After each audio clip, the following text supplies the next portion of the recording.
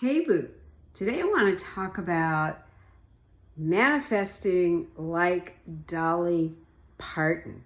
Dolly Parton got invited to be inducted into the Rock and Roll Hall of Fame before she ever recorded a rock album. She did it afterwards. This is about living from the end. Before I say any more, hey, I'm Valerie, and welcome to my channel on Major League Manifesting with manifesting insights and manifesting essentials so you can live a divine life. Give my video a like, a share, and subscribe so my content can reach more people like you. Now, here's what happened. Recently, Dolly Parton, of course, we know she did that amazing halftime routine over the Thanksgiving weekend, which was hosted by the Dallas Cowboys. And there she was in her Dallas Cowboy cheerleader outfit, and she sang a whole slew of tracks from her new album, Rockstar. Now, what does this mean in terms of manifesting? She said in an interview that she had a while back been invited by the Rock and Roll Hall of Fame to be honored by them. Well, that's really cool. But she said, hey, I had not even recorded a rock album. She then went and recorded the album. And it was after that that she felt that would be appropriate to be honored that way. So we're told in manifesting, as Neville Goddard taught, in the law of assumption, you choose a state, you choose your ideal state, whether it's happy, loving partner, happy, loving CEO, happy, loving cat mom, whatever it is, it's that ideal state. In persisting in the state, you're sticking to the feeling of having your desire fulfilled and living from it. When you get up in the morning and you're sipping coffee, what does it feel like to be sipping coffee as the person who already has what you want, the 14 cats, or the wonderful partner who made your morning coffee or tea for you and handed it to you with great love? Whatever it is that has brought you that, you are doing that from your state, whether it's taking a walk, getting up in the morning, having your coffee, or anything else. This is what it means to live from the end and to persist in it. And if you can use Dolly Parton as a resource state, she makes a fantastic resource state here, because what's happened, she already achieved the end. Now, did she even, she's had so many honors over the course of her amazing career.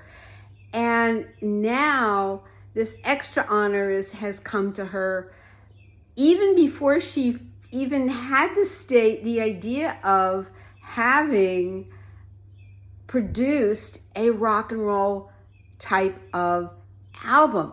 So this makes it even more extraordinary. How does this happen? What is the order?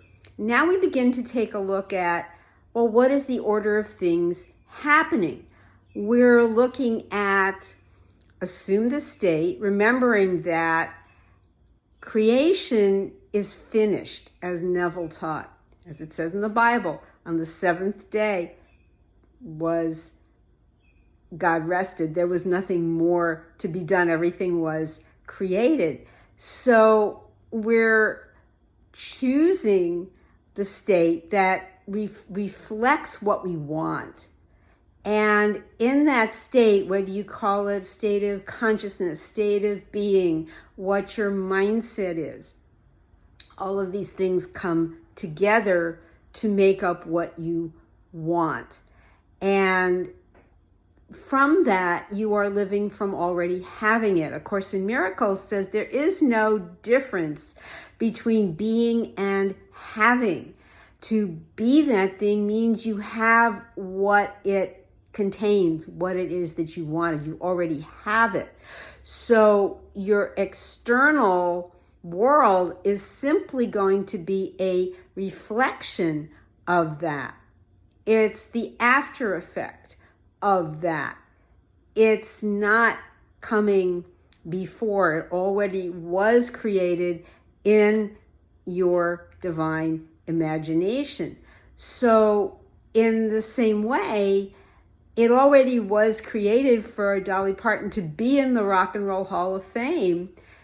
Now it seems like the order of things is backwards. She then went ahead and made the album, which is a lot of integrity in that. It's really saying, hey, that goes with that. Those two things go together. Make the album and then go into the Hall of Fame. But in any case, what you're doing, because we're looking at this going, well, the order of this is, 1, assume the state, 2, imagine you imagine something, which is really the first part. Then you choose the state, and you can imagine even more from that state, because your thoughts and your feelings and your emotions are all tied up in it. They're going to reflect the state. And from that, you move along the bridge of incidents, what Neville called that path that you're on between deciding what you want, knowing what you want, and actually having it. Then comes having it. Now, that might take minutes. It might be that you're thinking of a person and they contact you. It might be days. It might be weeks. It might be months. It might seem to be years. Now, what may cause extra delays is another whole topic of discussion because of things that we allow to bump us from our state, or roadblocks, speed bumps that we encounter along the way that can throw us from our state. But apart from what may keep you in your state or not, there seems to be a preordained sequence of events. So as I was saying, you imagine a desire, you choose a state because creation is finished. So you're simply making a choice that reflects what you want. You're in the state, and then you receive the desire. But really you might say at the cosmic level, everything is happening now.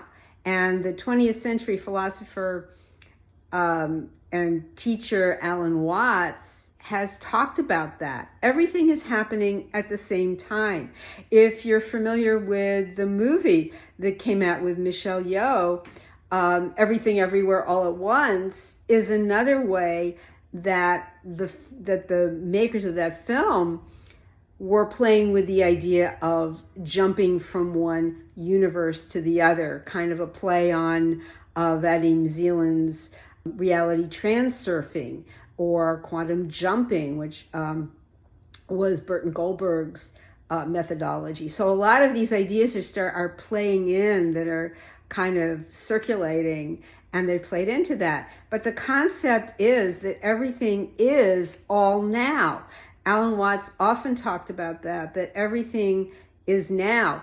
Neville Goddard talked about that. And of course, Eckhart Tolle talks extensively about now, the power of now. Everything is now. The idea of past, present, future is something that's only relatively now. Anything we're doing where we're looking at a memory, you're really recreating something and moving it into the present. You're bringing it along with you into the present. And that's where a lot of stuff sticks with us that we don't want to. It's just going to it doesn't stay back there. Neville Goddard talked about that a lot. It moves with you. So he brought up the teaching of revision in order to change your perspective on what happened, for you to change yourself. Or if something is in the future, then it's something that you're also bringing into the now. There is no other place for it. It's only going to be in the now, because that's where your consciousness is. Your consciousness is always now. To consciousness, there is nothing else. So when you begin to understand that everything is now, it gives you a sense of what and who you truly are. So this is how you can play with time and move beyond time that we know in a relative way, in terms of hours and minutes and days and all of that. It's not clock time. It's not calendar time. This is infinity time. This is the now, the all-encompassing now. And you are the embodiment of that. Your state is the embodiment of that. And you can draw on Dolly Parton as a resource state. That's a good feeling. That wonderful ability that it seems as if everything's been reversed. The honor comes before creating the music, before creating the album that makes it official, in a sense, because you have that power. So I wanted to share that with you today. If you have comments, questions, pop them in the comments below. Give this video a like, share it, subscribe to my channel so my content can reach more wonderful people like you. Love you, boo. See you next time.